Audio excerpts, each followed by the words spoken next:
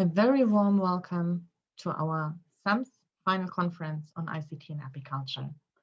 My name is Stephanie Schädlich. I'm the SAMS project coordinator and I'm working for GIZ. My colleague Magdalena Sperl has just presented to you a very interesting agenda for the next 2 days. But before we go into more details of this agenda, such as bee health monitoring, bee data management, or bee policies, I actually would like to provide to you a general and brief overview on our project, our previous activities, and its related outcomes. So SAMS, Smart Apiculture Management Services, is a project which is funded by the European Union's Horizon 2020 Research and Innovation Program. Our project team consists of 8 partners, which are based in 5 countries and on 3 continents. We do have also established 3 advisory boards, 1 in Europe, 1 in Ethiopia, and 1 in Indonesia. So as you can see, we are an international and quite interdisciplinary team. And this team had one main goal. We wanted to develop an open source remote monitoring technology which shall enable beekeepers in managing and monitoring the health and level of productivity of their own bee colonies to make beekeeping activities more efficient and to create greater income sources. I mean, we all have in mind that pollinators are declining around the world, but those pollinators play a key role in the preservation of our ecosystem, the global fight against hunger, and in ensuring our existence.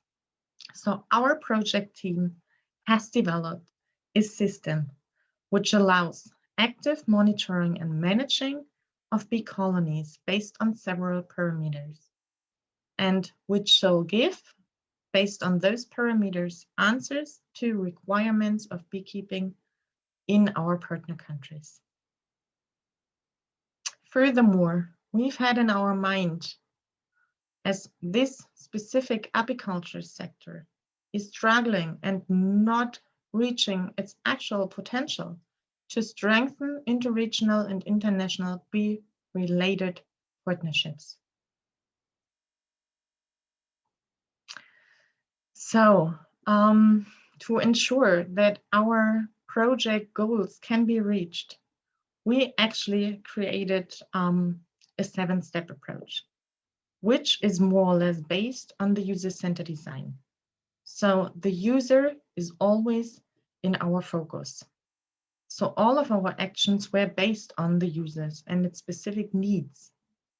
Based on those needs, we actually had in mind to create a modern modular monitoring beehive, which is connected to a cloud-based decision support system, which can provide advice to beekeepers and which can also provide bee management guidelines to promote beekeeping and the apiculture sector overall. As I have just mentioned, the user-centered design was always our first step. So when we've started our project, we've had this user-centered design approach in our mind, and we've came quite a long way. So the user-centered design laid our foundation.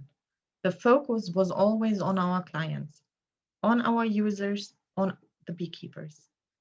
So based on this approach, we've been able to identify preconditions in the countries. We've also located potentials, and we really described user needs through different research activities.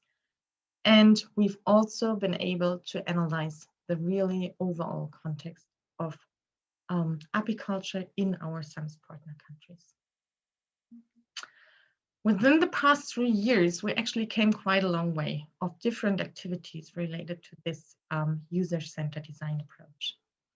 And we've been interacting with different stakeholders to see what are their needs, what's possible, what could be done, what's not sufficient enough yet. We've been able to interact with almost 1,400 individuals in the last 3 years to address via interviews, surveys, trainings, different research activities and workshops their specific needs, which then will be influence our solution development. As I have just mentioned, based on the user-centered design and the identified needs, we've considered those needs, and together with stakeholders and beekeepers, we've been ranking those needs to see how such needs could influence the development and adaptation of our systems. As you all can imagine, I mean, quite a lot of needs came together during this research and interaction activities, and not all of those needs could be considered right away. So we've translated the most important clients and users' needs into responding specifications. Those responding specifications ended up in our SAMS Hive system, which, as I have mentioned, is connected to a cloud-based support system, or SAMS data warehouse.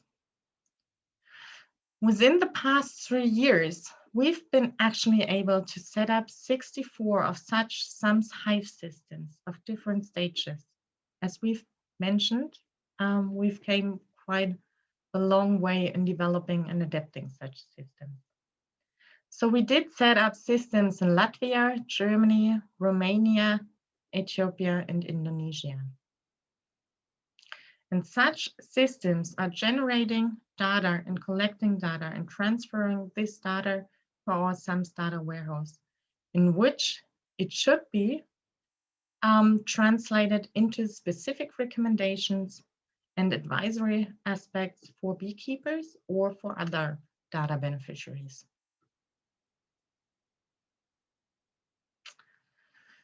As a solution can only be as successful as the individual who is using it, we've also considered for sure capacity actions within our project, as expertise is one key for greater performance.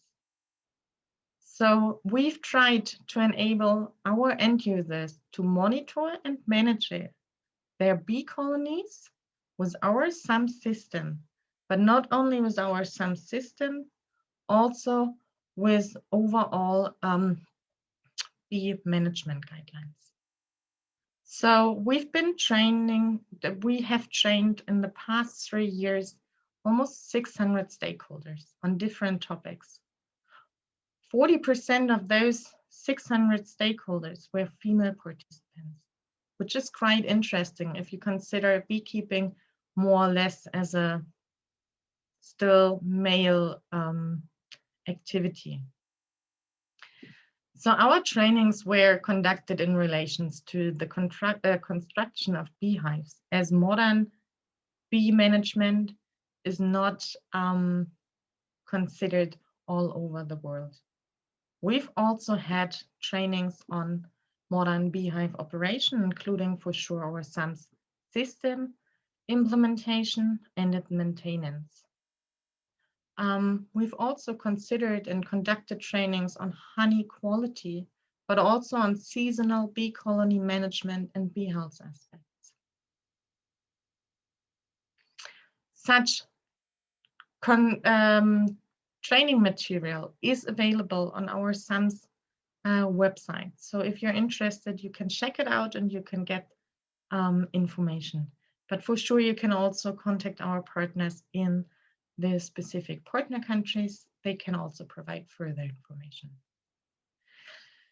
Besides those specific capacity actions, I've also mentioned that we've been analyzing preconditions in the countries.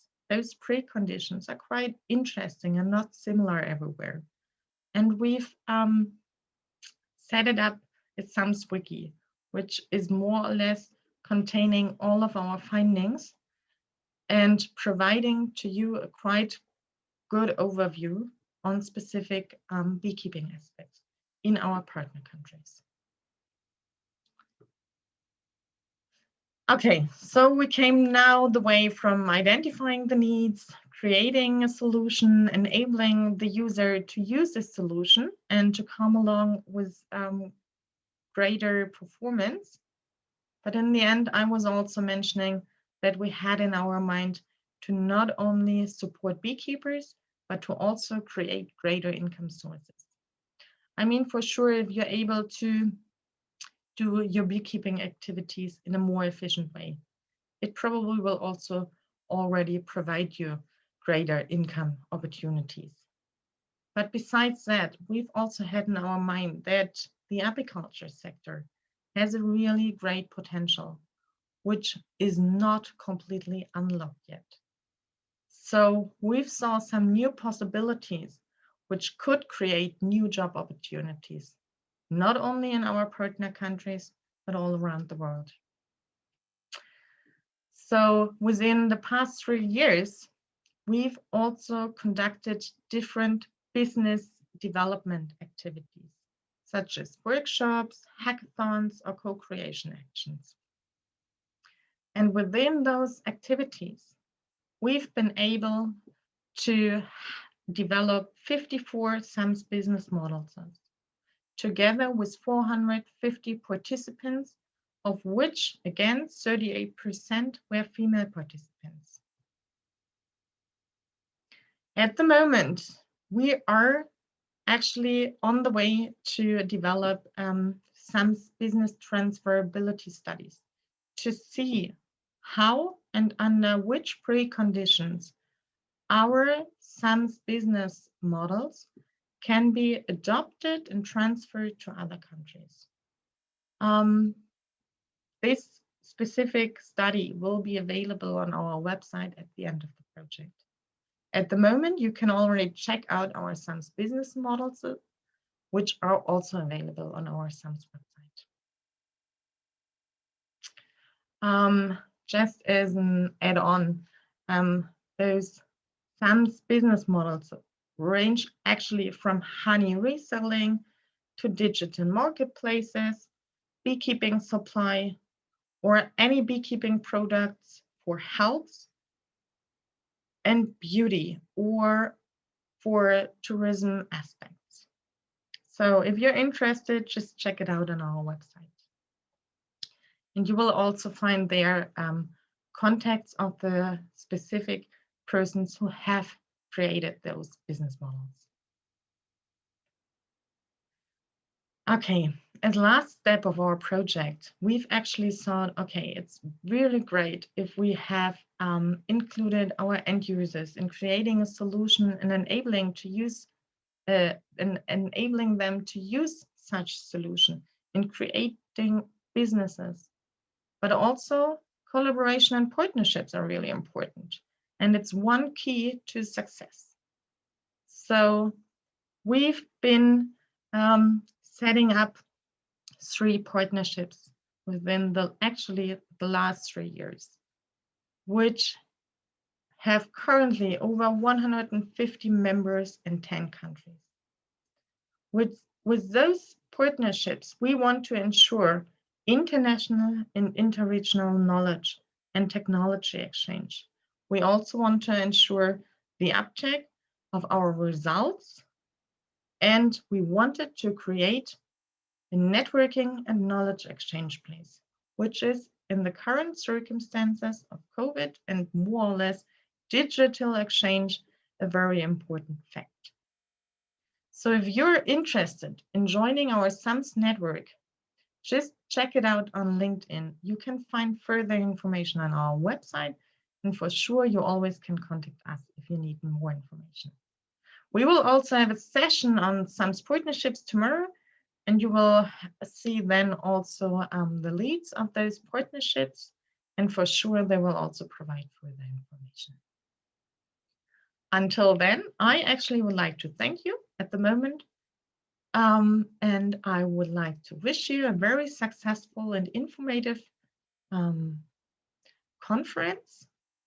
And I hope to see you not only today, but to also see you tomorrow and to see if we could stimulate some aspects in regards to support beekeeping and the apiculture sector overall.